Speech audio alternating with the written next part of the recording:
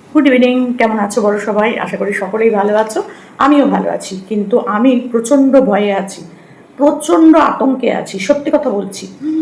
ওই সোনামার স্নানের দৃশ্য, ও মাই গড, আমার বুকটা ধরাস ধরাস ধরাস ধরাস করেছে। যতক্ষণ পর্যন্ত আমি ভিডিওটা দেখেছি ততক্ষণ পর্যন্ত আমি শুধু চোখটা এইরকম করে তাকিয়েছিলাম, বিশ্বাস করো। এরকম এরকম করছিলাম, মানে একটুর জন্য সোনামা মাথায় প্রচণ্ড পরিমাণে চোট পেতে পেতে বেঁচে গেছে। তো চলো, তাকে নিয়ে বলতে এসেছি, নিশ্চয়ই তোমরা বুঝে গেছো। আর বলবো লিসানকে। জানি লিসান খুবই যত্ন করে মানুষ, মানে বাচ্চাটাকে স্নান করাচ্ছিল, কিন্তু তবুও বলবো সাবধানের মান নেই লিসান, সাবধানের মান নেই। তুমি তো জানো ভালো করেই যে বাচ্চাটা ওখানে পড়লে পরে কী হতে পারে না হতে পারে। ছোট্ট একটা পুচকে বাচ্চা খানিকটা জল খেয়ে নেবে, কিন্তু তুমি সাথে সাথে তাকে তুলে নেবে, তুমি তো সাথে সাথে পুরোটাই ধরেছিলে। কিন্তু বাচ্চাটা যা ছটফট করছিল, মানে আমাদের সোনামা, সেটা মানে আমি দেখছি, যত দেখছি তত আমার বুকটা, মানে কি বলবো তোমাদের কাছে, শিউরে শিউরে উঠছিল। আমাদের এখানকার বাচ্চারা তো সত্যি করে ওই সুইমিং পুলে চান করতে চায়। আর কিছু আছে যাদের গঙ্গার ধারে বাড়ি, তারা গঙ্গায় স্নান করে, ওই গঙ্গায় গিয়ে সাঁতার টাতার কাটে। আমিও একটা সময় সাঁতার স্কুলে ভর্তি হয়েছিলাম, সাঁতার শিখতে যেতাম, কিন্তু একটা সময়ের পর ছেড়ে দিয়েছি, আর যাতায়াত করা সম্ভব হতো না, পড়াশোনার চাপ ছিল, তার জন্য আর যেতে পারতাম না। আমার দুই মেয়েকেও ভর্তি করেছিলাম, কিন্তু ওই যে বললাম পড়াশোনার চাপে যেতে পারতো না, আর নিয়ে যাওয়া নিয়ে আসাটাও খুব অসুবিধা হতো, ওই কারণে বন্ধ। তো এইরকমই হয় আমাদের এখানে। আর কেউ কিছু কিছু বাচ্চা আছে একদম লেগে পড়ে থাকে, তাদের হয়, হয় না তা না, তারাও কিন্তু একটা বড় লেভেল অবধি যেতে পারে, অনেক প্রাইজ টাইজ পায়, কিন্তু আমাদের দ্বারা এগুলো হয়নি। ওই শিখতে গেছিলাম ওইটুকুনি। কিন্তু বিশ্বাস করো, আমি যখন দেখছি না যে সোনামা ওরকম লাফালাফিটা করছে, আমি শুধু ভাবছি লিসান কী করতে, কী কারণে ওকে ওই জলের ভেতরে নিয়ে যাচ্ছে। সিঁড়িতে বসে মগে করে স্নান করিয়ে দিত সাবান শ্যাম্পু দিয়ে, ব্যাস ওইটুকু যথেষ্ট ছিল। জলের মধ্যে ওই শোলায় করে যখন নৌকা চাপাতে নিয়ে যাচ্ছে, তার মধ্যে সোনামা যা করছে, তাছাড়াও ওটা ছেড়েও, ওটাতে থাকলে ডুববে না, কিন্তু যখন ও নিজে নিজে দাঁড়িয়ে ওইগুলো করছে লিসানের সামনেই, লিসানের হাত থেকে ছেড়ে গিয়ে একটা সময় কিন্তু ও পড়েও গেল। তো সেখানে কিন্তু ওর মাথায় প্রচুর জোর লাগতো, যদিও সিঁড়িতে মাথাটা লাগতো। তোমরা খুব ভালো করে একটু লক্ষ্য করে দেখো। আমি দেখছি না আর আটকে উঠছি, বিশ্বাস করো।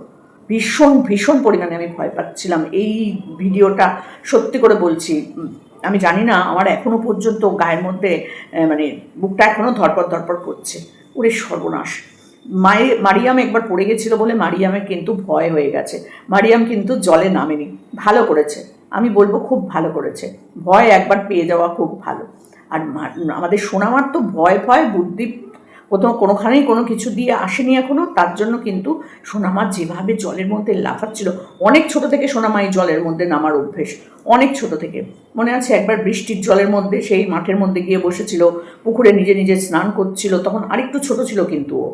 তো সেইখানে দাঁড়িয়ে রোহন খুঁজতে খুঁজতে এসে দেখে পুকুর পাড়ে শ্যাম্পু সাবান নিয়ে স্নান করতে এসেছে, আর ওর কোন কাকার ছেলে নাকি এসে জলের মধ্যে নেমে গেছিল। ভাবো সেই সময় যদি সোনামা ওই বাচ্চাটাকে দেখে দেখে ওই জলের মধ্যে নেমে যেত, কী বিপদটাই না হতো। সব সময় নেগেটিভটাই মনের মধ্যে আসে, যদি পড়ে যায়, যদি মাথায় লাগে, যদি ডুবে যায়, যদি জল খেয়ে নেয়, এই চিন্তা থেকেই কিন্তু এই ভয়, এই সাবধানতা, এগুলো কিন্তু আসে, তাই না? আমরা বাচ্চাটাকে মারাত্মক ভালোবাসি সবাই, তার জন্যই কিন্তু সবসময় সাবধান করি, এটা করো না, এটা করো না, এটা করলে কেন, এটা করলে এই হতে পারে, ওটা করলে ওই হতে পারে।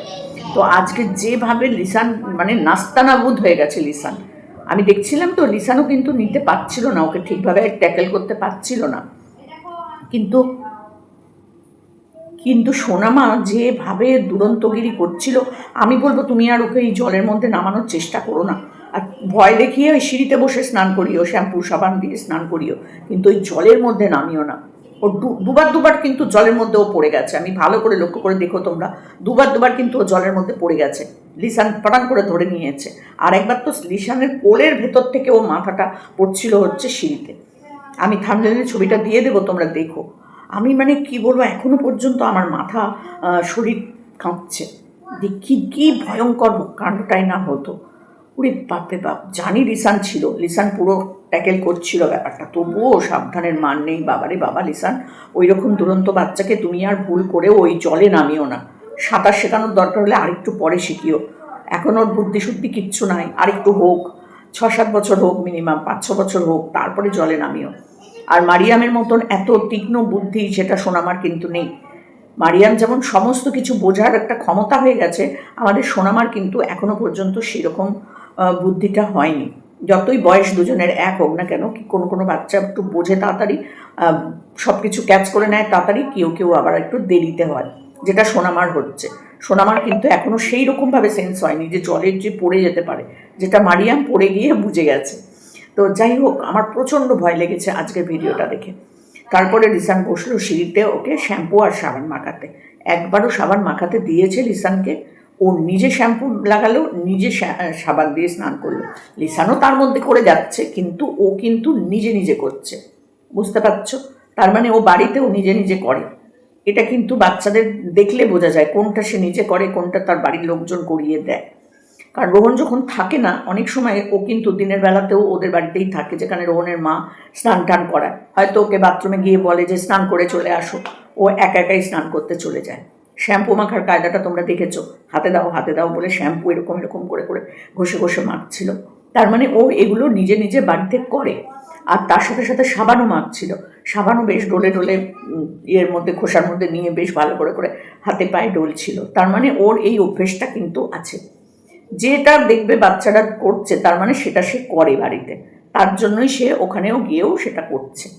তো যাই হোক, এগুলো কিন্তু ভালো অভ্যেস, খারাপ না। নিজের কাজ নিজে নিজের ছোটোর থেকে শেখা কিন্তু আমি বলবো খুবই ভালো কাজ।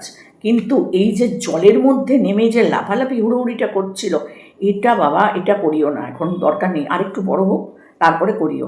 তোমার ছোট ছেলের থেকে একটু ছোট অবস্থা যখন হবে, তখন সাঁতার ফাতার শিখিও।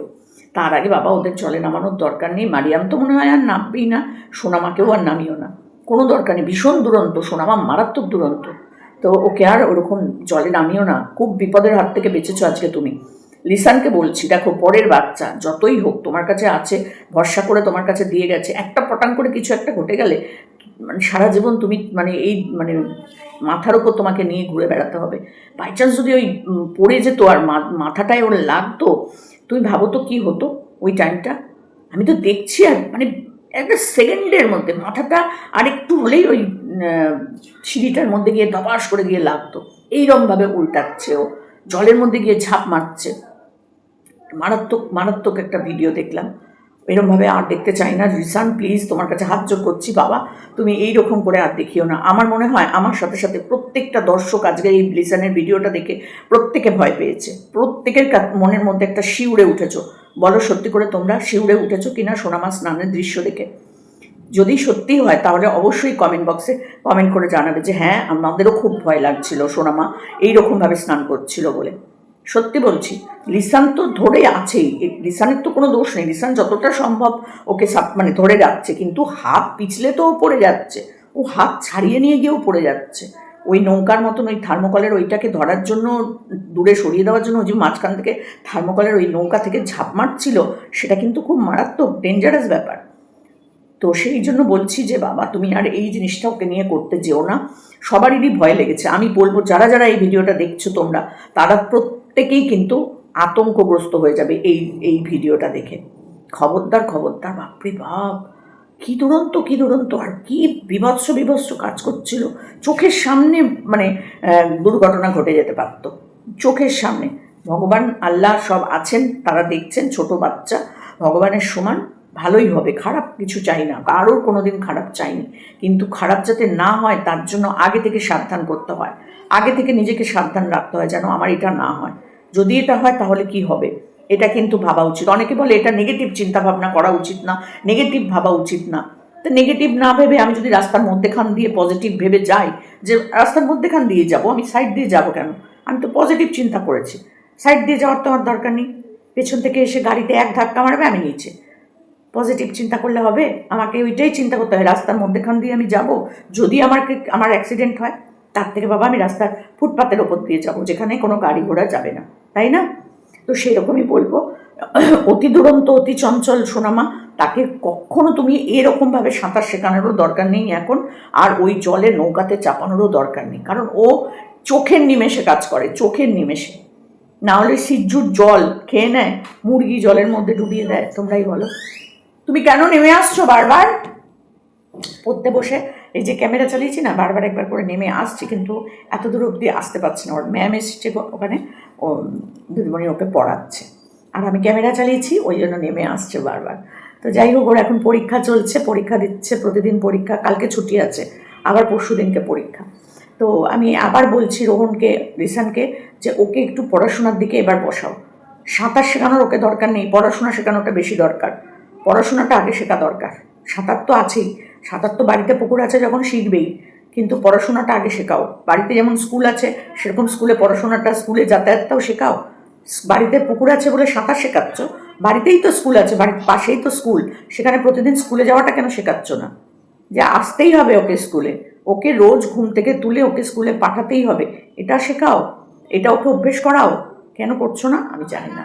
যাই হোক, রোহন চলে এসেছে, রোহনের আপডেট সবাই জানতে চাইছিলে। রোহন এখন আগের থেকে একটু ভালো আছে, আর রোহন বাড়ি চলে এসেছে। চলো, এইটুকুনি বললাম। আরও কিছু ভালো ভালো ভিডিও তোমাদের জন্য আসবে, তোমরা কিন্তু অপেক্ষা করবে, ঠিক আছে? আমার চ্যানেল থেকে অনেক ভালো ভালো ভিডিও আসতে চলেছে, তো সেগুলো দেখতে হবে তো, তাই না? সোনামা, রোহন, আমি, মারিয়াম, রিসান, আরও অনেকে অনেকে মিলে যদি আমাদের সবাইকে নিয়ে এরকম ভিডিও পাও, ভালো লাগবে না? আমার তো ভীষণ ভালো লাগবে।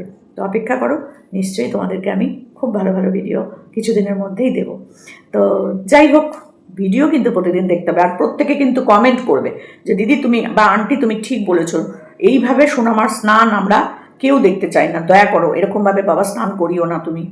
সত্যি বলছি, লিসানকে কিছু বলার নেই, কিন্তু সামনে অঘটন ঘটে গেলেও কিন্তু কিছু করার থাকে না, এটাই বলবো। ওই রকম দুরন্ত বাচ্চাকে ওই রকম জলের মধ্যে একদম নামিও না, একদম না। সিঁড়িতে বসিয়ে স্নান করাবে তাও ভালো, সাঁতার শেখানোর কোনো প্রয়োজন নেই। আর একটু বড় হোক তারপর, আর একটু শান্ত হোক তারপর। চলো।